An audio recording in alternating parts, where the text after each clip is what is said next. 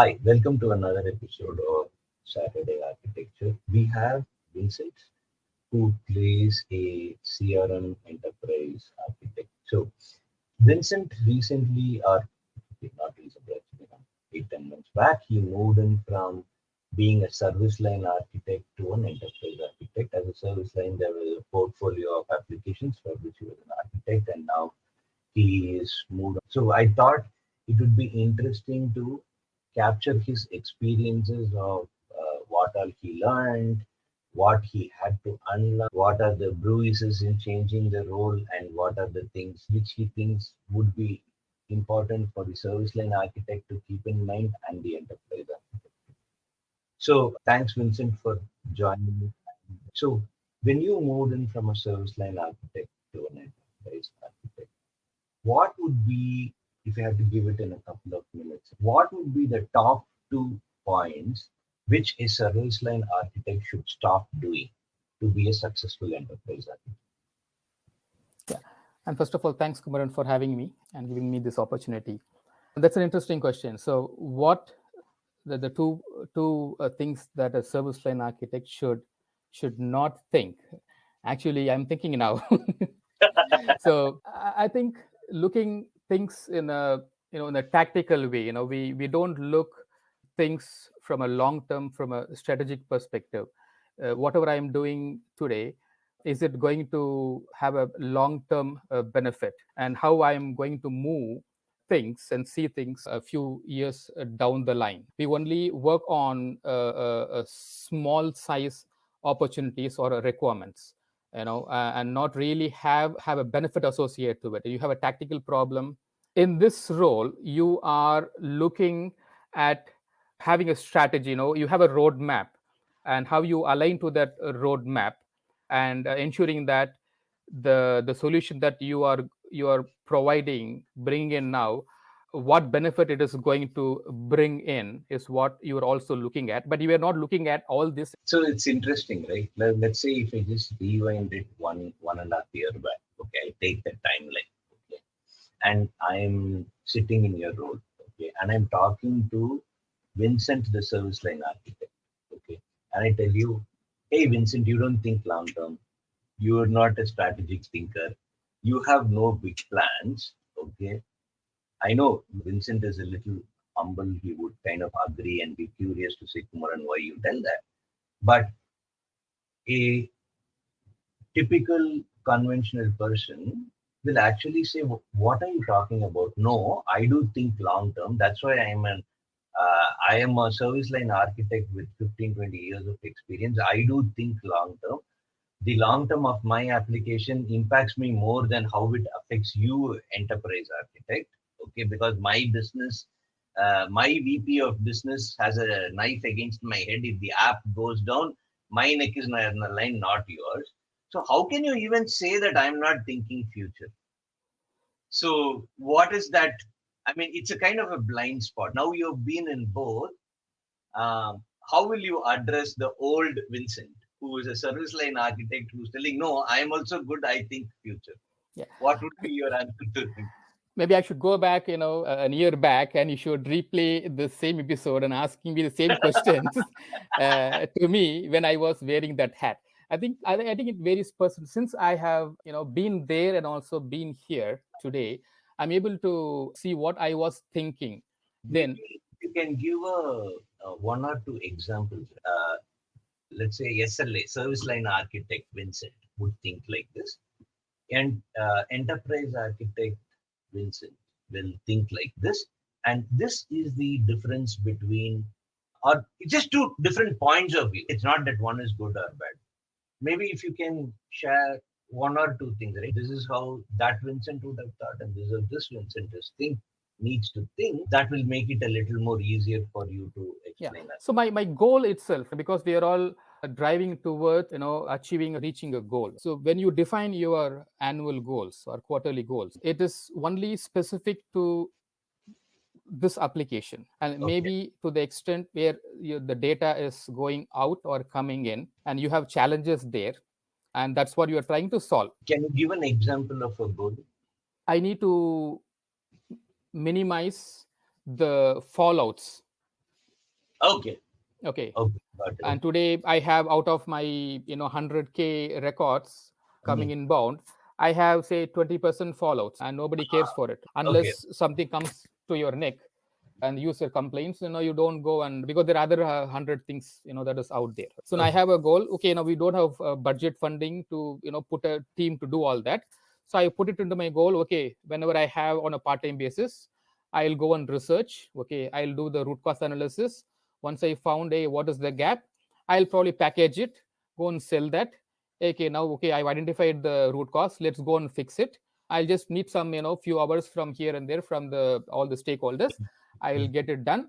Now okay, now I'm reducing it from 20% to say a 15% for this year. Okay, Got it. Okay. and now probably as how do I measure it? Probably the tickets that we have been getting. If in case I really wanted to, nobody really cares. At this level, nobody really comes and asks me, hey, because there is no big budget for this. Like nobody is coming asking me, hey, you give me show me that how we are going to how are we going to benefit from this? If at all somebody is asking me, then I will say, okay, last year we were getting 100 incidents.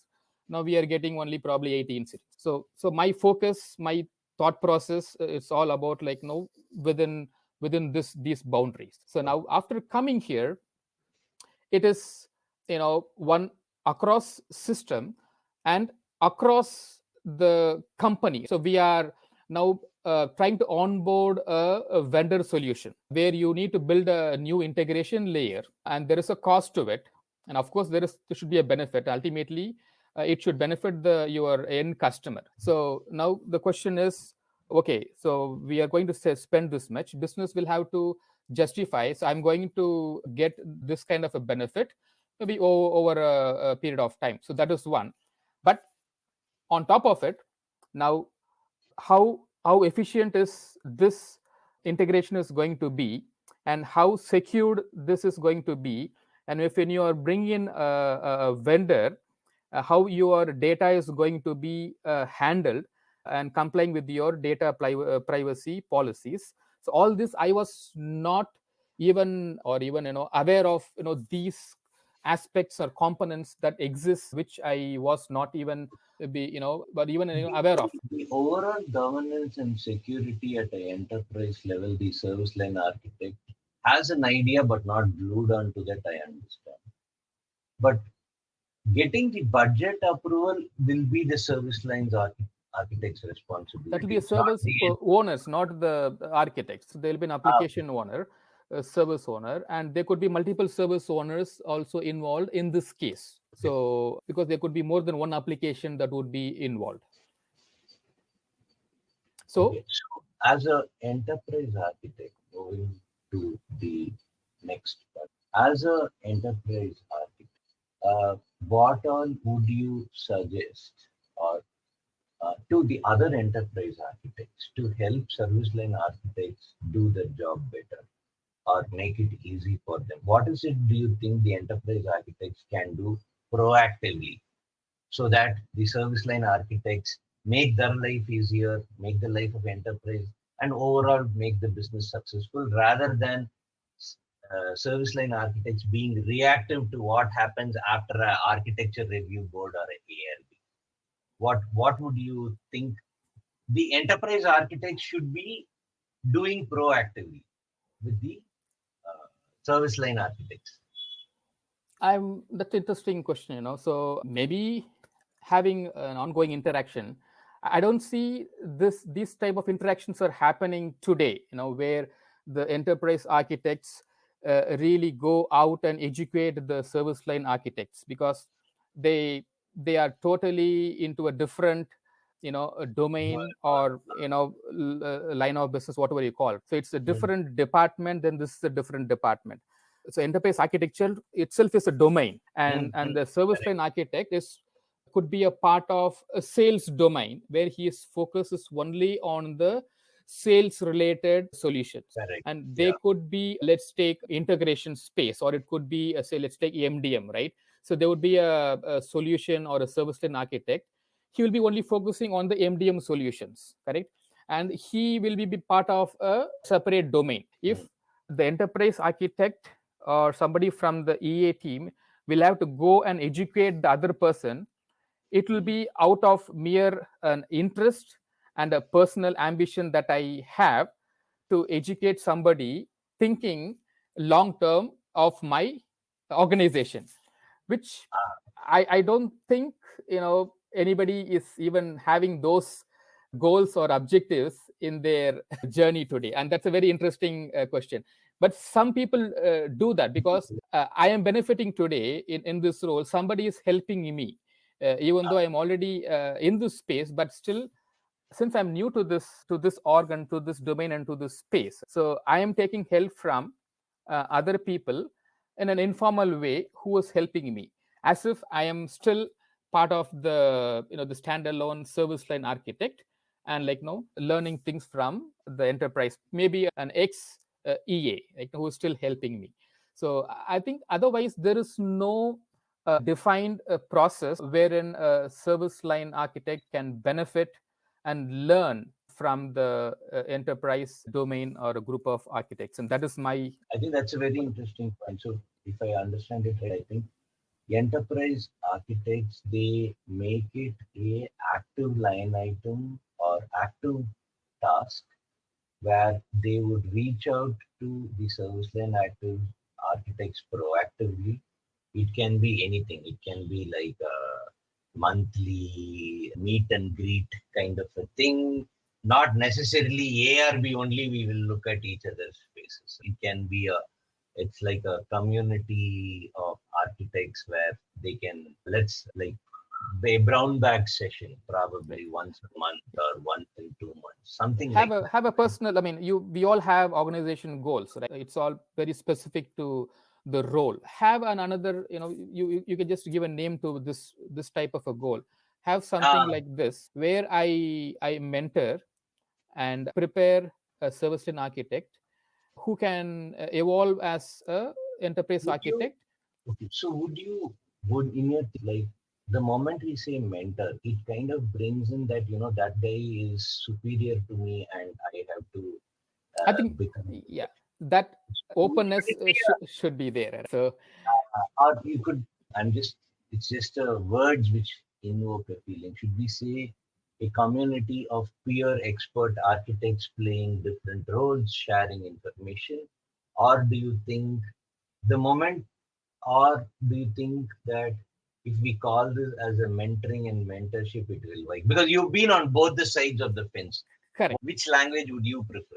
Yeah. See, I think both these personas are super busy in their day-to-day routine, Correct. lives. So both should. It's like I am getting something free of cost. So first of all, I should be ready and hungry to ask for something, and dedicate and allocate some time from a busy schedule to receive something which I'm going to get, which is invaluable. And provided the other person who is double busy than this person, because he is looking at an enterprise architecture level, in spite of that, and that person is willing to dedicate some time. I think if both these personas have the similar thought process, I think that may evolve. But again, this is a kind of, I don't know what to put it, probably a dream or a vision or just a concept. And if an organization can make this a mandate, probably, right, and incentivize these type of goals and plans, then probably there would be more. It'd be a motivating factor to groom more enterprise architectures who can take up additional roles. Excellent point. I think it's good that shifting from one to another, there are some interesting insights. And also, it would be a possibility like enterprise architects today can do it within their scope. Like they can, I'm just having a meeting, whoever is free, come share. I have some things to make your life easier. I will do the meeting once in 3 months. Even if it's not an organizational push, each enterprise architect can proactively just do that. I mean, whoever turns up, turns up. Whoever Correct. doesn't turn up, doesn't turn up. That's okay. Yeah, and just to add from our earlier conversation, it should be consistently. I It's not think that's just like the mentor hosting the sessions and nobody turning up. I think that is also important. that's true. Great. Thanks, Vincent. Good having you after a long time. And thanks for sharing your experiences. My pleasure, and anytime.